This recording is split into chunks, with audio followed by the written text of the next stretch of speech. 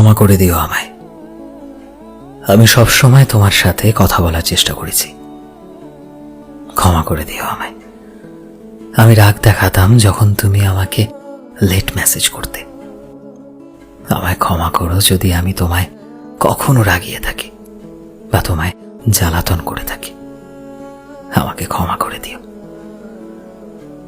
কারণ হয়তো যতটা আমি তোমার সাথে কথা বলতে চাইতাম, তুমি হয়তো ততটা কথা বলতে চাইতে না।